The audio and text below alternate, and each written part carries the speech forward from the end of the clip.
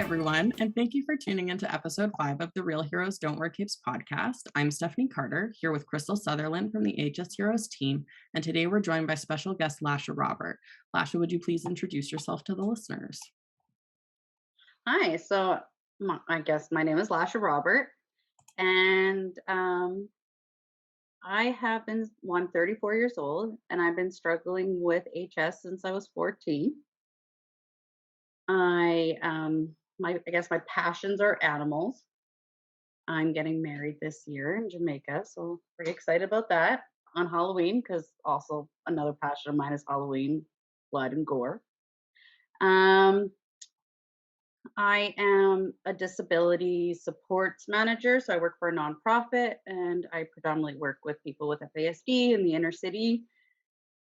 Um, yeah, I guess that's kind of who I am in a quick, I guess, oh, whatever, And delete that. we share the same derm, and we how did we meet? Like through Instagram, and then right before the pandemic we got to meet in person, and then I didn't get to see you for like a whole other year till the bridge lighting.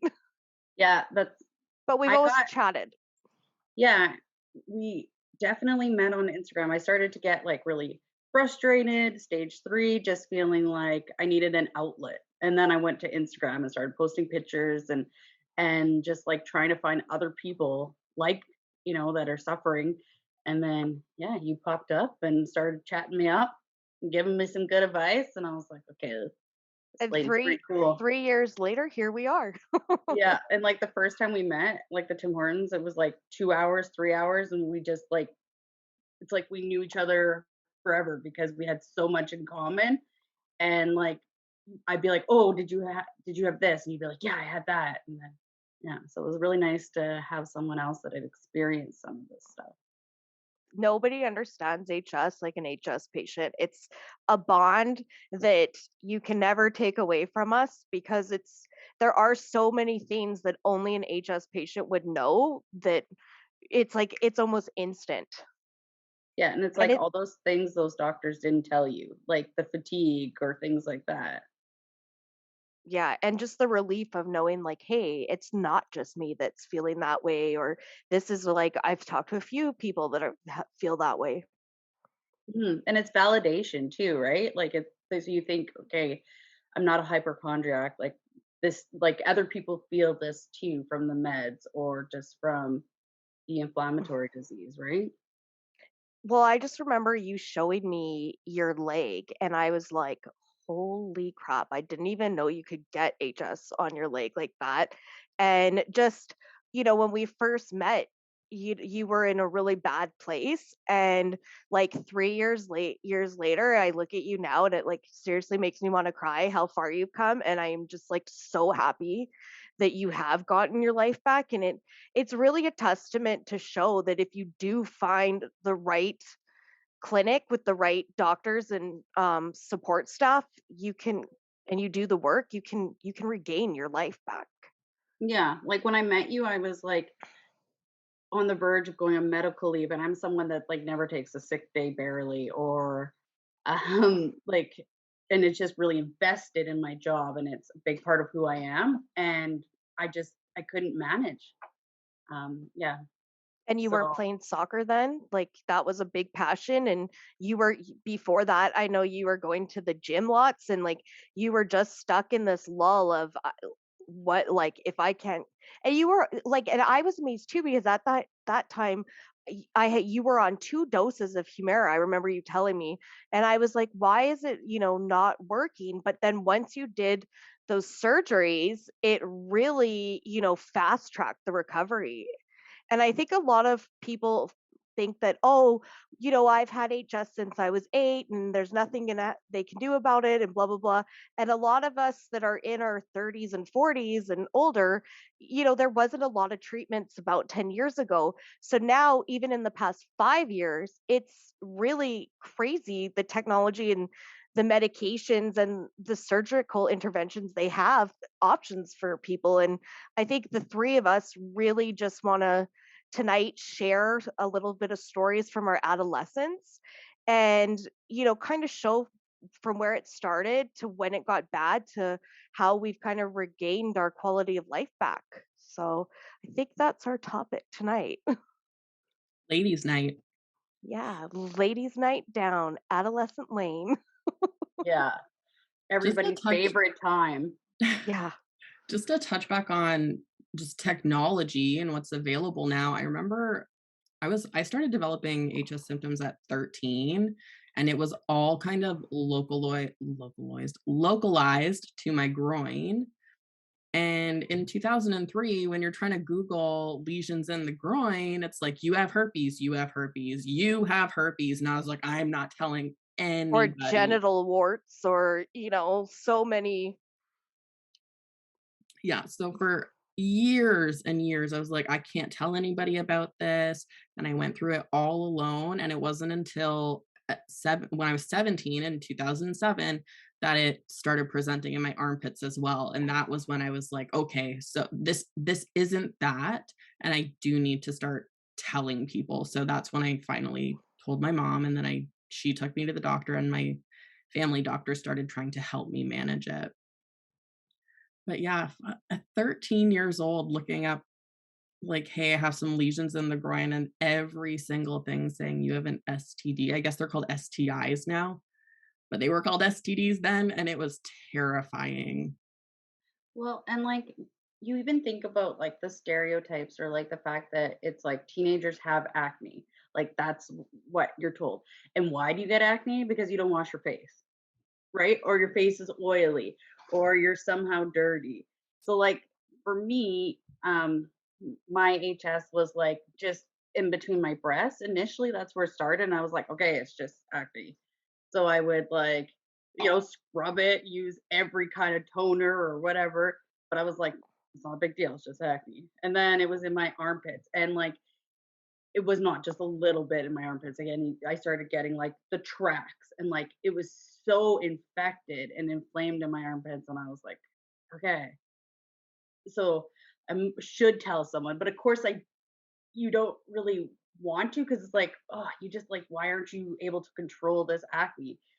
And for me, it was started at 14 that I really started to get like the boils. But I used to get them like in my armpits, but then my back too. Like, and then that's also like for HS, the back isn't as common with the women too. So like when I was doing my research, I never even came across HS. It was just like this is like, you know, teenager stuff. And it was like I get these like huge boils, like the size of like small golf balls or like big marbles. And then like it just like it was just like you couldn't even move. I'd always wear like two layers of shirts because like if they burst, you'd have like these like big blood patches on the back and like everybody would notice. So like at 17, I was like, okay, I like finally need to talk to my mom about it. But growing up in a small town, our doctors were like, oh yeah, that's just like really bad acne. Let's send you to a dermatologist. So we get in our car, go to Edmonton, and I actually saw Dr. Keeling, and this is before he Dr. Chris Keeling before he knew a lot about HS, and they were like, "Oh yeah, like let's get you some Accutane." So any of you guys who've tried Accutane, I mean, some people love it, but it sucks. Like I The lost. razor hard boogers in your nose, like severe chapped, like I could like peel my lips off. You could get sunburned so easy. Once I was done the cycle, like for like a few years, my skin was like not my HS, but like my facial acne or whatever was Yeah, like top notch, and then it went away. But there's no way I'd go on that crap ever again. Like it was horrid. Like yeah, your skin changed in like a day. Like all I just remember looking in the mirror and it was like like the pictures of like the desert where it's like cracked. Like that's what my face looked like. Yours too, I'm sure. mm, I couldn't even finish a cycle. Like for me, like I didn't even have like mental health issues before, but while I was on it, like the amount of like bad thoughts that were kind of going through in my head. And my like, yeah, I couldn't stand it and the chapness was really bad. But like you have to sign your life away to be on that. Like Well, you and get you pregnant, you have know. to be on like two forms of birth control or have like a plan because Yeah. apparently you have an alien if you get, Well, I was like, which is also kind of scary. Like, well, yeah, I'm like, okay, so like it's like you cite it, it's like, yeah, you have to be on two forms of birth control. May cause suicidal ideations. Like it's like being a teenager is hard already, and then let's put let's put you on this drug. Yeah, so that didn't work for me, and I was like, okay, these doctors don't know what they're doing, you know. So I didn't go to a doctor for another at least another 3 years because I was like, no, yeah. So that's well, my the trust opinion. is broken, and that's a harsh drug. Like, at Mhm. least I kept going and like trying to get what I could, but like Humira wasn't even available at that time.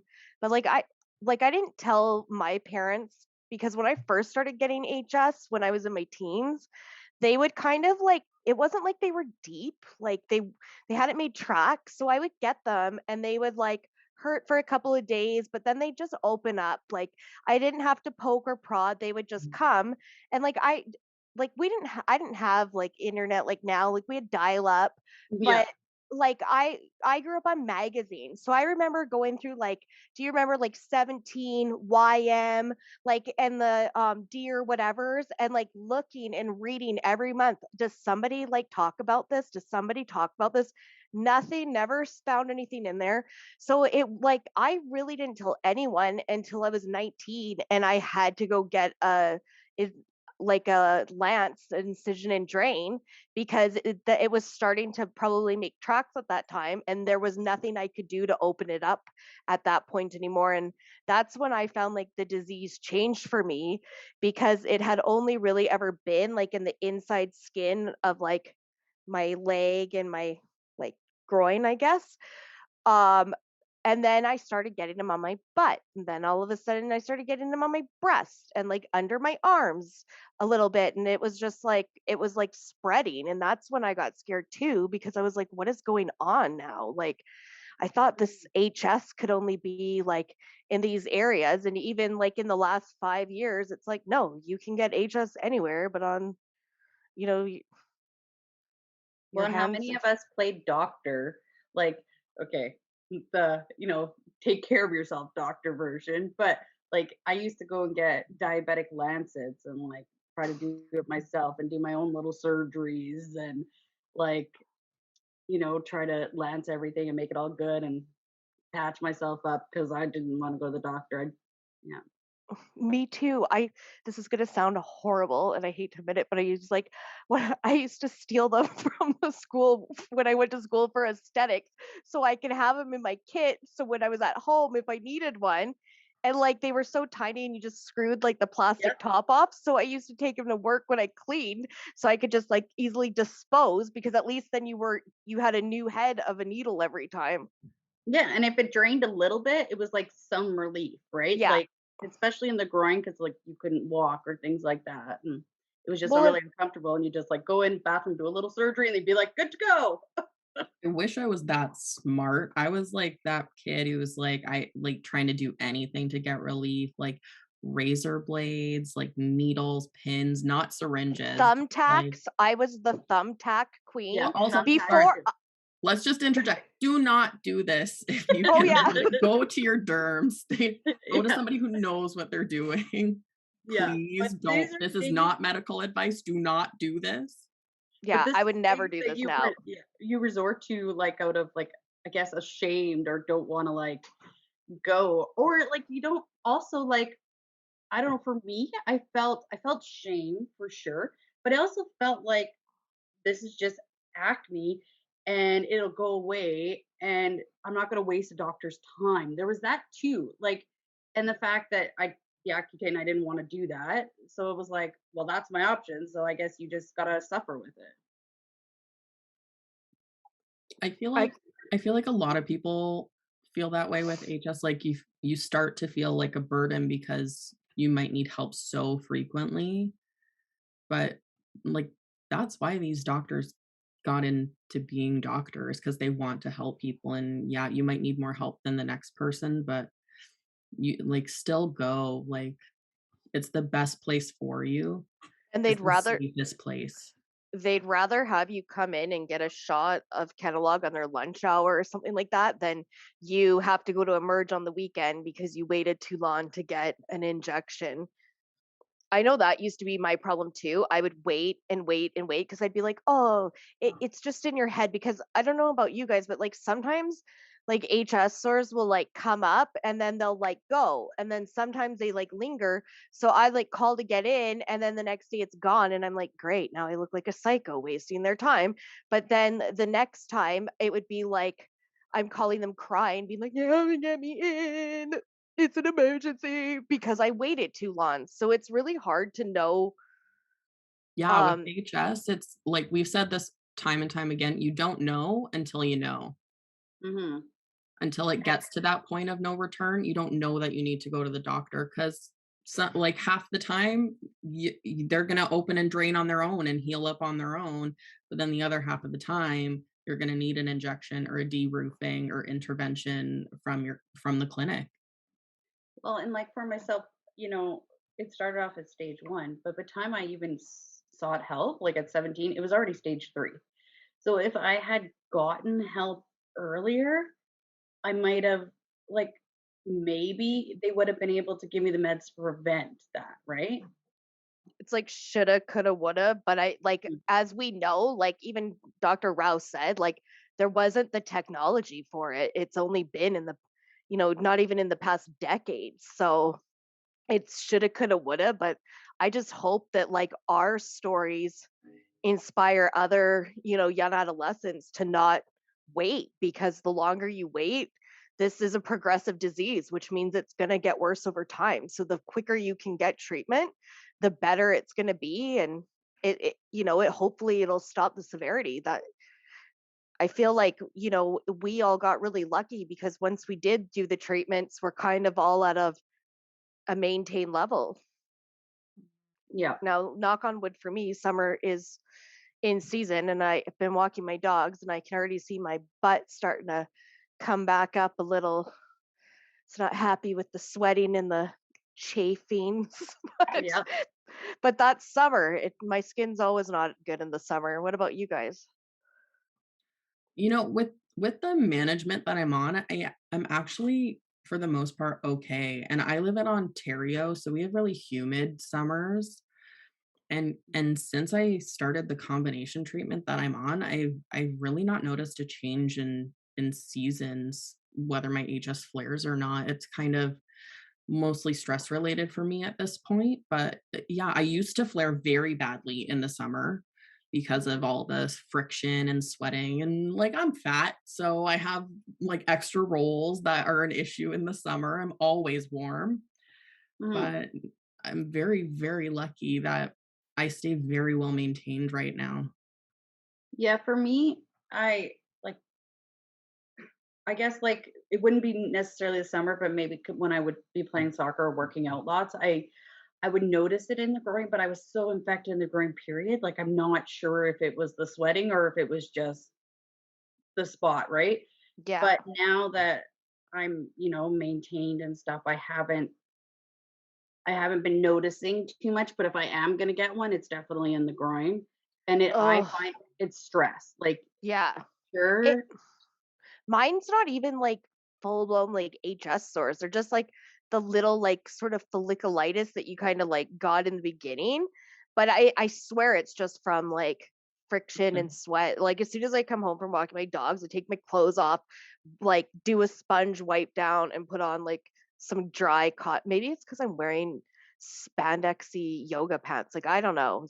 It might be because it's not breathable material, but Did you Well, find either of you when you were losing weight that your HS got worse in like during the process? Because there was a point in time where I was 240 pounds and I worked my way down to about 178. And in that time, my HS was flaring so drastically that I could not get it under control myself at home. I had to go in and get some medication changes. I don't know if like some of that was done with diet, so there was no real exercise, but I was still really flaring. So like do you find that maybe the stress of losing weight, even if you're not doing the exercise portion of it, caused some flaring? For me, no, when I lost the weight, I but I was I don't like I'm assuming it played a part for sure. But like when I I'll tell my story a little later, or I did a video or something. But on for me, once I got better, I just kind of stayed better. But then I also lost a lot of weight at that time and cut out sugars. So now I'm like reintroducing sugars. And one thing I'm starting to see, and I don't know if this is also a side effect, is like since I've reintroduced sugars, do you guys like ever get like it almost feels like a hot flash? And we're definitely too young to be getting hot flashes, but did you guys experience that with HS? I don't. I kind of always run warm. I don't know if that's HS related, but like I am always warm. I love the winter because that's when I'm most comfortable in my own skin.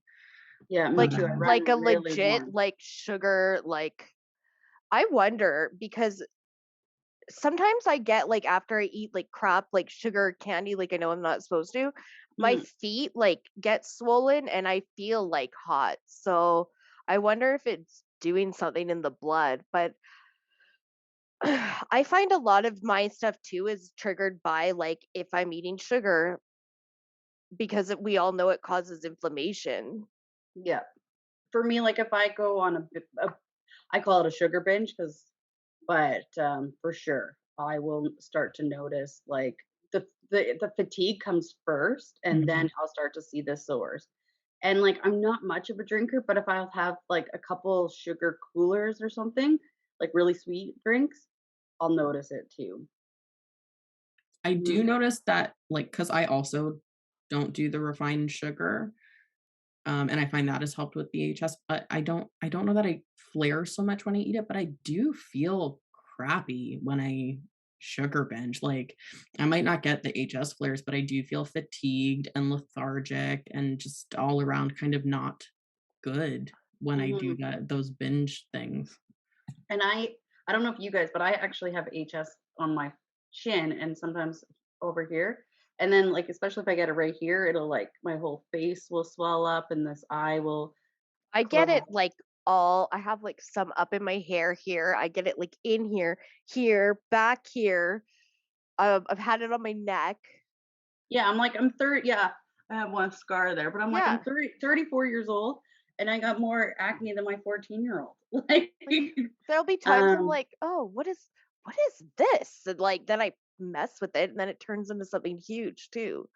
yeah, and it's not acne for sure. Like it is HS because Yeah. it's not like it gets hard, right? And it's Yeah, like a yeah. hard spot that you can't like just drain. It doesn't like it takes a while to It's come. different. That's Yeah. like a hard nodule. I have And like them it doesn't heal too, hey? Like I get the, No. like, hard nodule kinda things that sometimes come with HS, and I have them kind of on the back of my jaw near my ears, and I sometimes will get them on my chest, and I had those on my chest as a teenager, and that Mhm. was, like, really a point of embarrassment for me, so for a very long time, I was wearing things that were maybe, like, not in season, and I was uncomfortable and hot because I was trying to hide those visual things on my chest. The chest and my armpits and all that scarring, I was able to hide simply by keeping my arms down. I But know, for right? the You would stuff walk on around like flat portions of skin, it was just impossible to hide. and you know HS people because they literally walk like this. But no, yeah, I know what you mean. From like people used to call me like a grandma because from like 14 to like 21, I'd always wear like shirts that were higher up, never show cleavage. Now I'm way more confident. I don't care if you see my scars. But higher up, and then I'd be like, it'd be like plus 20, and I'd be out in a hoodie because like t-shirts weren't quite long enough, and I always wore pants. Like my friends would be like, "What is wrong with you? Aren't you hot?" I'd be like, "No, I'm fine." Like, But inside, you're I just I sweltering. run I run cold-blooded, so I need this because I'm always yeah, cold.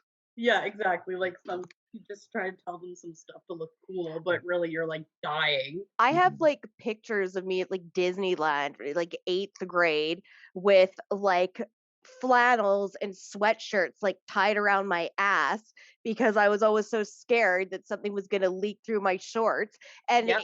California in the summer, it'd be like 100 degrees and just trying to hide stuff. Yep, for sure. And I always for some reason picked black. So it would well, I know why. So you would never if it did burst, you didn't see the like the sores, right? Like Yeah. the blood or whatever, but I mean black. I mean, thankfully I don't live where Stephanie lives. I don't live in Ontario with that humidity, but it was painful enough. I feel like my body has acclimatized to the humidity because I was in Edmonton one summer for the walk and it was so dry. I could just feel like my skin like crying for moisture. I just needed it so bad. No, my hair does not like Ontario because all my family's from there. That's where my mom's from. I go there, it's like, so no. Mm. Oh man. Yeah, it can get really brutal here. I remember a member of our team, Charlotte, there was one summer, middle of July, where she messaged me and was just like, "Hey, how's the weather there?" And I said, "It's so hot, I want to peel my own skin off." And she was like, "Oh, in Newfoundland, it just snowed." What is happening to Canadian weather? Yeah. Man. Just anyway, back to when we were teenagers. After I finally went to my family doctor, she sent me to an acne specialist who in hindsight you think would maybe know what HS is, but they didn't.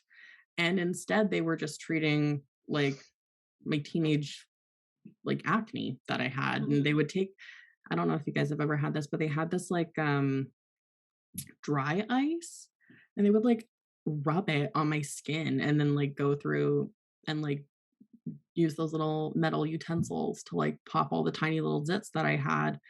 But they were really doing nothing for my HS except those things on my chest. They would inject them with Kenalog, but they were just not going down. But that was my first experience with steroid injections for HS, even though they didn't know it was HS. Yeah, like when I first went to college, I was hospitalized over 12 Sorry. times because like yeah, like right here, I'll usually get like a looks like a zit right there. And then it'll get big and big and then all of a sudden it'll burst under the skin and then like I said, it'll be like under your eye will get swollen, your whole nose will get swollen, the bridge. And I would go because like literally I could not see. And then they would tell me, "Oh my god, we need to treat you with IV antibiotics like right away because it's going to go to your brain. You can't get an infection in your brain." And I'd be like, okay, like this is pretty serious, right? And it would just keep like they put me on IV antibiotics, and it would take about 3 or 4 days, and it would go down. And then like a couple months later, boom, it'd be back. And then they're like, no, it's like your tear ducts inflamed or infected. So then I'd go to like a tear duct specialist. No, you're fine. Like, they had me going to so many specialists, and then they never even ever figured it out. And then when I finally got the HS diagnosis way later, I was able to be like, "Oh." And then soon now I just go and get a shot. As soon as that comes out of Kenalog, bam, no God. face Yeah. swelling. That So, like go ahead. I'm sorry that happened to me too. I had one right here, and I thought it was just one of those like hard under the like skin zits that never come to a head. So Mm, it like felt like a cherry tomato. So I kept mm, doing it. When nothing would come, nothing would come. I woke up the next day and I looked like Will Smith on like Hitch, where like half yeah. my face was, and then I had to go get intravenous at the hospital for 3 days. Like keep going back because they were like, "Oh, do you know how dangerous that is?" And like that I think I don't know if I've ever squeezed or did a home surgery after that because it was like, "Whoa." Never on my face. I still will admit to home surgeries on other places. But it was like insane. Like I didn't even know my face could swell up like that from No, and Hitch was the perfect explanation because that's literally what it was like, yeah, and it was so painful, like, you're like because there's not a lot of extra, I mean, it looks like I can store nuts in these, but there's not so, like, the lips would separate and, like, they'd start bleeding, like, it was just, like, so sore. yeah. Yeah, and then, like, they'd It was always even tell me, I don't know. swollen, like, all down here on me, and, like, they were like, "Well, why did you touch it?" And I'm like, "I thought it was a zit." They're like, "Do you think I, like, purposely wanted to look like this?" Well, and at first I didn't even make the connection because I thought, "Oh, this then after a while I'd be like, "Oh, it's coming," you know? Yeah. But at first I was like, "Oh, this is unrelated, like I got an infection," but yeah.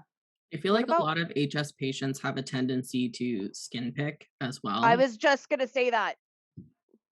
I Are you definitely do. If something feels like a little bit raised on my skin, I'm picking at it. Like it's just I get know. it You off know what there. I think? I've thought about. I was like, you know what? How much money I could make? Like, well, now I can't. But when I was it really infected, how much money I could have made on doing these people like this Doctor Pimple Popper. Yeah. God, I could have showed them some real on my home surgeries, some has really Bet good ones. has Beth ever told you you've like de-roofed your own? Like I've got in to have ones de-roofed and she's like, "Oh my God, Crystal." She's like, "You've scratched this, you de-roofed this yourself with your nails." She's like, "First of all, gross. Second of all, like I can't believe you did that." And like sometimes you don't even realize. I feel like sometimes like the area is like numb when you're like in there and you don't even realize how bad of damage you're doing. And then I'll like go look in the mirror and I'm like, oh my God, there's like giant holes in my butt where I've like picked them raw. Okay, well, I haven't done that, but I've Like not in my butt, like no, on my no, butt. no. But I haven't been quite that hardcore, but yeah.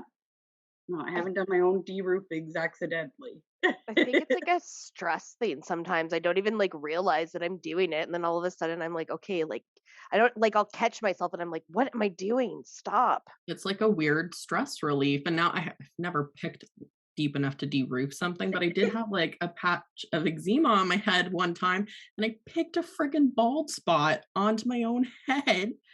And Yep.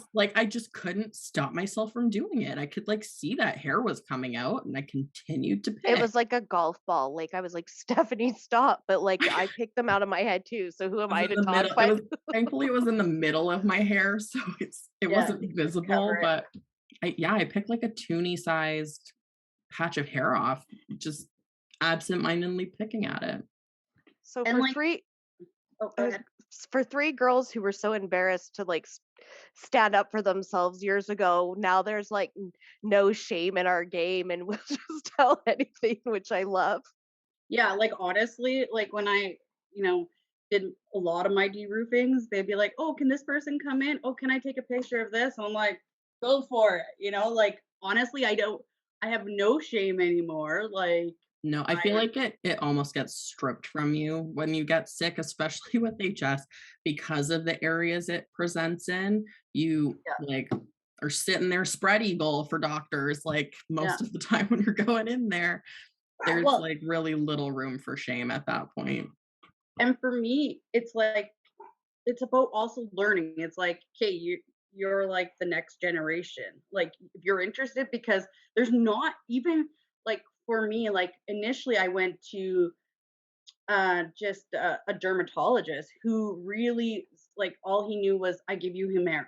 And then, oh no, it's not working. What do I do? So then he referred me to Chris Keeling. But it's like it'd be nice if more people, even like GPs, so I'm like, yeah, hey, like you want to learn? I will tell you. Mm. Or all the emergency room doctors that just did incision and drains for years. And I swear like that's why some of my tracks were so bad, because they were just stuffed with the gauze and just pushed, and they, the soft tissue, it just goes. Yeah, mine always came back. Like Oh, unless they me were, too. and even my de-roofings, like I think like Chris Keeling and Beth would be like, oh.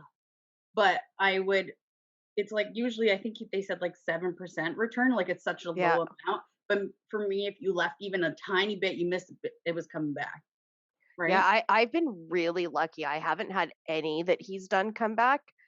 Um, but like when I started, there was only like 4 patients he had, right? So now it's like they've got over 1,000, and it's a lot of people to get in. And I don't know if they can do a lot of like dedicate the same amount of time to each person too, with so many patients now.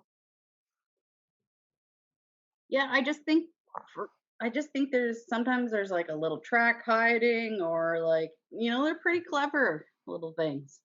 Mm. Yeah, we were told it's like they kind of the stuff kind of like plays dead when they go in there, is kind of the way. Was that Dr. Pullman or Dr. Lamb that explained it? So it kind of goes like dormant so that you can't find it. And then, so yeah, like They really got to get in there. And another thing I think is like a lot of the places in the States, they have those ultrasound machines where they can go in and see. And like, every time Dr. Keeling goes in or any of them, they're going in blind. They don't know what they're doing. Like I've had Dr. Keeling say to me so many times, all right, we're going to do this one. It's going to be like the end of an eraser head. It's nothing. The next thing I know, he's like, look, my whole finger can go in this hole. Holy moly. So he doesn't know. They don't know. And What I it's like almost better for them to err on the side of, being a little too aggressive than not aggressive enough, because then things happen like what you were talking about, Lasha, and they come back because they didn't get all, the biofilm out or all of the, mhm. junk out of there to prevent it from doing so.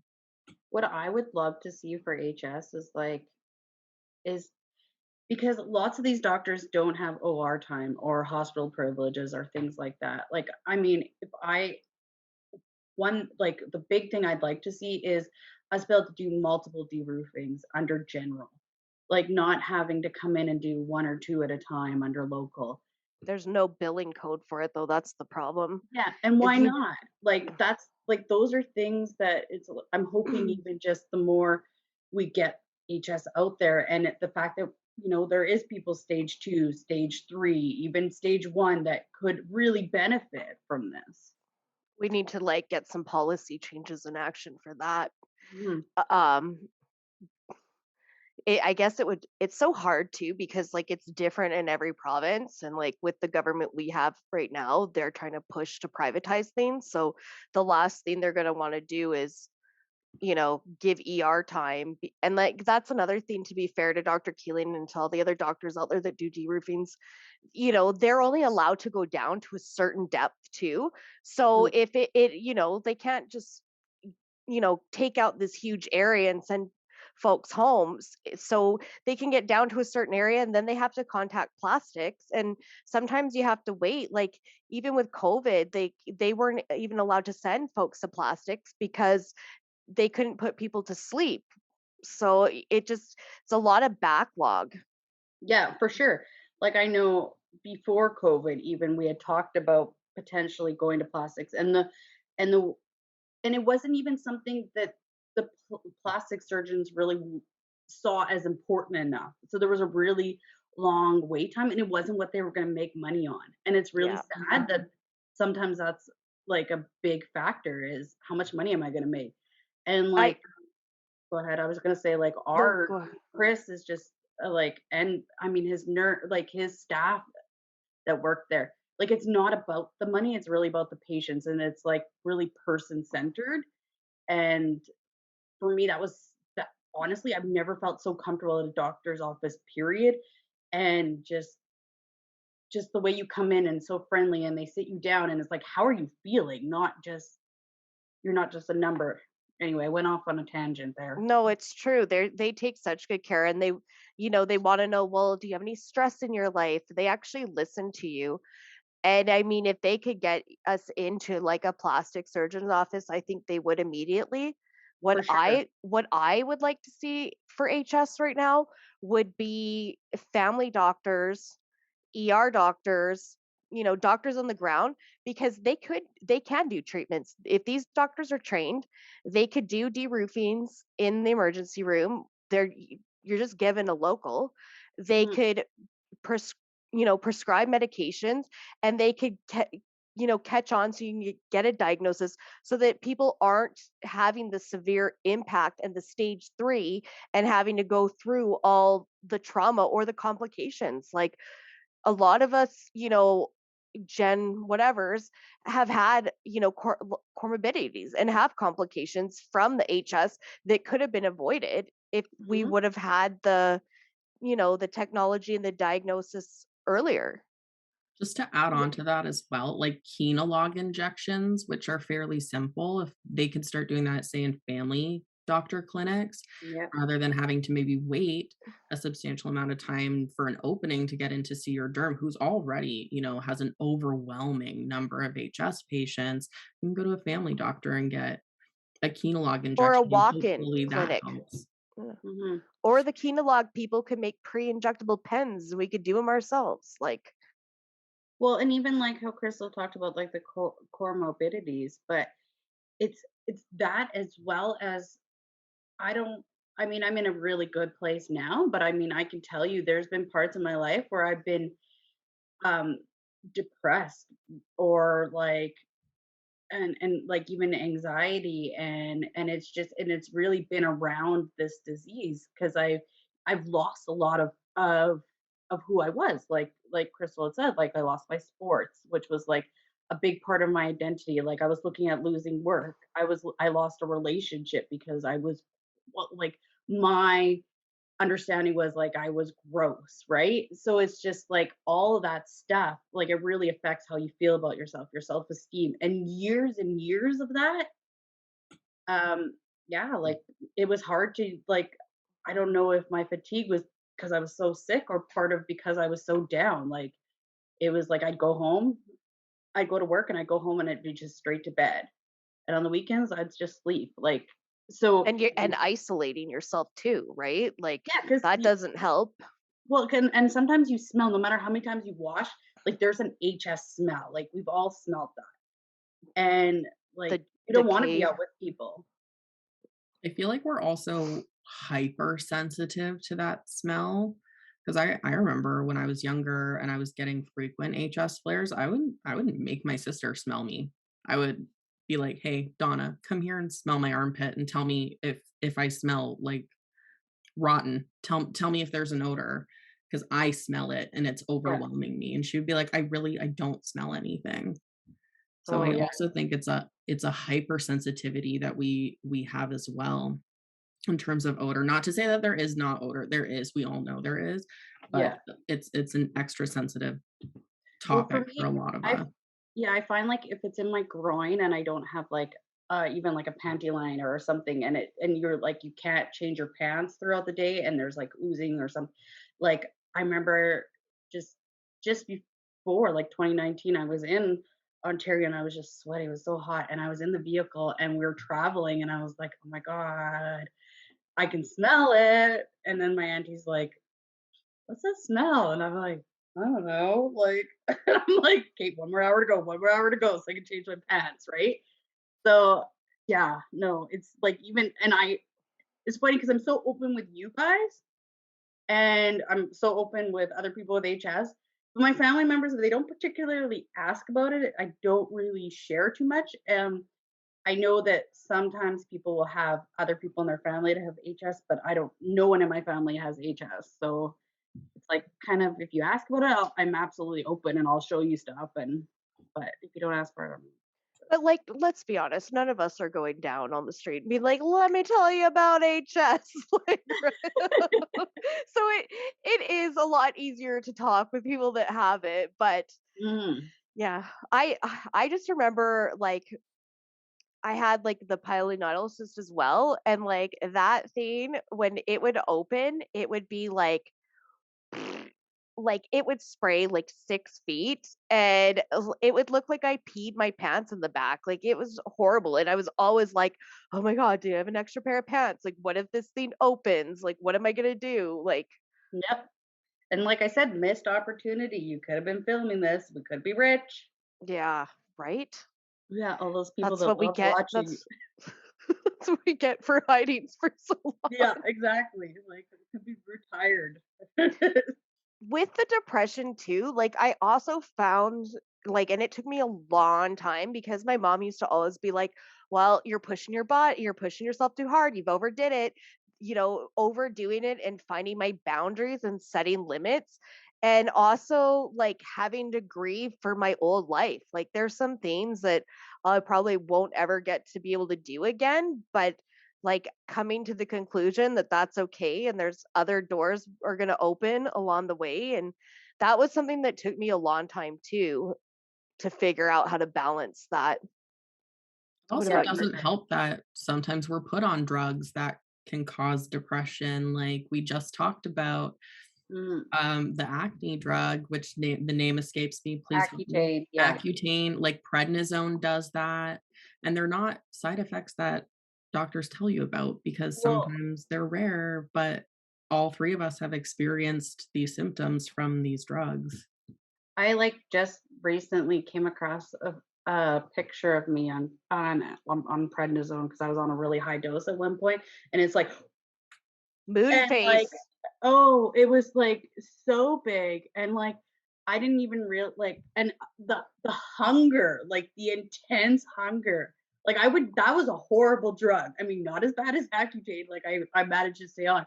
But like, oh yeah. And I don't know about you guys, but one thing I find is when I'm getting a sore or if I don't feel good, like because of HS, I won't I do not want protein. Like I like just the smell, especially red meat. I'm like, I can't even touch it. I'll like I everything that like things that taste really good are like your fruits. And I'm like, yeah, of course they do because they're sugars. Like like fruit and like breads or like carbs or like that's all my body wants. Or candy, but I try to Mhm. really avoid that. So that's also a sign like when I like can't stand the smell of protein, I know I'm getting a flare. My Yeah. body wants garbage too because it's like, oh, well, you're already in pain and this sucks, so you might as well eat something that's going to make you feel better. But And then like, I you don't feel know worse. if I have a really, really bad HS flare that's like not opening, it makes me nauseous sometimes too. So having like something it's like being hungover, right? Like you want to Yeah. greasy something, and I don't know Yeah. why, but it just makes me think it's going to settle my stomach. Yeah, that's true. Like I that nauseous feeling for sure. And yeah, you're extremely nauseous and it's like, yeah, being hungover, like the smell of stuff just makes you, disgusted. I mean, I've never been pregnant, but I'm assuming that's also like when people are like, oh my God, I can't stand the smell of that. It's very similar to that. Yeah. I feel like toast with like butter or even dry toast is like my go-to because when I was little, when I got sick, if I was throwing up, it was always the first meal that would my mom would give to me Yeah. to see if my stomach was strong enough to like handle other things. So in my head, I don't it probably isn't true, but in my head, I'm like, oh, like toast is gentle, toast Mhm. is easy. And so I Well, go for the carbs Uh, when I'm not feeling good. well, and no, toast is I'm good on like your stomach when you're pizza. not feeling good. I want pizza. I want McDonald's. I want Oh, Chinese food for me, Chinese yeah, food, like I want it all. but only like vegetables, like beef and broccoli, but just leave the beef out of it. Yeah, or like rice. Oh, yeah. And Rice. strawberries. Like for me, strawberries are really, really good. But when I don't feel good, they taste like extra sweet, like just amazing. Yeah. I remember I was put on this acne drug when I was little, not little, like a teenager. Mhm. It made butter taste rancid. And it was just like, I love butter, guys. I'm a baker. I love butter. And it just made it taste terrible. And it's like it's always something I wonder about. Like, will different medications like make foods taste weird? We know that they can give you depression. We know that prednisone can make you aggressive. See, I haven't had butter taste weird for me, but I've had bananas taste weird for me and but almost like butter. That's the thing is like I'd eat my banana and be like, oh my God, this tastes like butter. And my mom would be like, I'm like, no, seriously. And that's like recently. And so I, like went to her, I'm like, you have to try this. Like and tell me if it's me or are these bananas gone bad? No, they were delicious apparently. Some med side effects are just like out, out of control. Like, I mean, bananas tasting like butter, butter not tasting good is like a minimal thing. But yeah, Yeah. some of those drugs we get put on are just crazy side effects. I Yeah. remember on prednisone. Also on prednisone, I ballooned like in weight. That's how I got to that 240 pounds that I talked about earlier. But on prednisone, I'm a very like kind of sunny disposition, kind of happy go lucky kind of person. On prednisone, I was mean and I could feel myself being mean. And I didn't understand. I was like, you did not raise you to be like that. Yeah, I don't Why are you remember. being nasty? And it wasn't until I met another HS patient who had also been on prednisone who said it made me super aggressive and the doctors had to take me off of it. And I was like, what? Yeah, I've seen RA patients say the same thing that it made them super. That's like the side effect I warn people about now. If ever anyone tells me they're on prednisone, I'm like, just be cautious about like your moods, because when I was on it, it made me like super angry all the time at everybody for anything. They could be doing nothing. They could be sitting next to me and I'd be like so angry at them for no reason. Yeah, I don't remember if I had that side effect, and I think I would remember being, but I mean, maybe that's just my everyday personality, right? You're not angry or mean.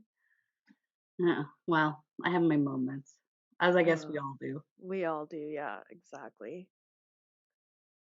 So now, Well, Lash, you have PCOS as well, right? We've talked about this. Yeah, And and then like go ahead. I was gonna say, and did remind me, did they put you on like spiralactone. spironolactone? Thank you. Yeah, I was on that one. I didn't, because I was hoping, because like seriously, I can grow beard, right? So they were saying, oh, that'll help. No. So right now, currently, I'm just on metformin for that, and then it's supposed to also help with HS. But I don't know why. I think it's an androgen regulator that just helps level out your hormones a little bit. And Sorry. that's what spironolactone is as well. It's an anti-androgen though, so like only women can be put on it. We talked Yeah. about this in our episode with Dr. Rao as well. But like there's another drug with a crazy side effect. Definitely can't get pregnant on spironolactone because it'll block the testosterone of the developing baby. Yeah, I was on another med too, and now it's gonna bug me, but I can't remember. But that, yeah, if you have a male baby while you're on it, the baby will get micro penis because there's not enough testosterone to make a penis. And I was like, well, that's good to know. Well, and you don't want to you don't want to give your child HS, but you also don't want to give them that either. Ladies Sorry. talk. You're Like, probably gonna have to Sorry edit guys. that out. It's girls' night. This is the stuff that's gonna get talked about. yeah. Oh, good times, good times. Well, I'm really excited for HS Awareness Week. We're like less than 2 weeks away. We got a news today that Jennifer Rice, city councilor in Edmonton, is going to be coming to the walk on June 12th at Sir Williford Laurier Park. So that's really exciting. And we've got a lot of stuff going on. Like, what are you guys looking forward to? I Okay, was well, I'm definitely sorry. looking forward to the walk, and then to meet up with Crystal to do our light up of the bridge in Edmonton. Gotta have our signs and I maybe our got, balloons again. yeah, and we have glow sticks. Like, we're going to do it up. Nice. I'm excited for Stephanie, the lightings too. I'm not in Edmonton, I'm in Ontario, but there's a lot of HS patients here, and some of us have planned to go and meet at the lighting. So this should air on May 31st. Awareness Week is June 6th to 12th. There's lightings happening all throughout the week, and you can check hsheroes.ca to see when all of those lightings are and where you can meet up with people to go and view them. and you can still order your shirts. And Stephanie doesn't know it yet, but I have sent a couple of packages her way. So there's going to be some swag for people that are going to Niagara Falls or to the CN Tower, right? Yeah. Are you going You to forgot the Niagara name of the Falls? CN Tower. Well, I was talking to my aunt this morning and I couldn't I was like getting Calgary one and the CN Tower confused. So yes. Show your shirt. You show your shirt, Stephanie. Oh, me. These shirts are Put my great. stuff together. Mine's a sweatshirt. Lasha's got one. For those Yeah, of you listening and not I watching, didn't it wear says it today walking. though. I didn't Sorry, get the memo. for those of you listening and not watching, the shirt say walking for hidradenitis suppurativa awareness. And you can find the link to that on our website as well.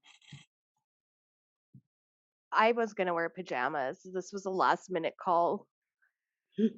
I was wearing something else until I saw what Crystal was wearing, and then I changed. Well, I was gonna give this one to Janice Irwin, but then I was freezing at Lorna's house the other day, so I put it on, and then my dog peed on me. So I'm like, I can't give her a dog pee sweater. So now I have to. We'll order extra next year. Well, we have some exciting news. Like Lasha has a story coming out also during Awareness Week. So we didn't want to get everybody like too much information on her story tonight because this is going to be something to really look forward to. It's about um, from surviving to thriving, and it's really going to be really inspirational. It brought me to tears, and I hope it inspires so many other HS patients. And I guess that's going to be it for tonight. This was an awesome episode. We're so thankful to have Lasha here with us. I Yeah, can't thanks for believe. having. Oh, sorry. I was Go gonna say for it. thanks for having me. Okay, join us next month for another episode of the HS Heroes podcast. Until then, remember, real heroes don't wear capes.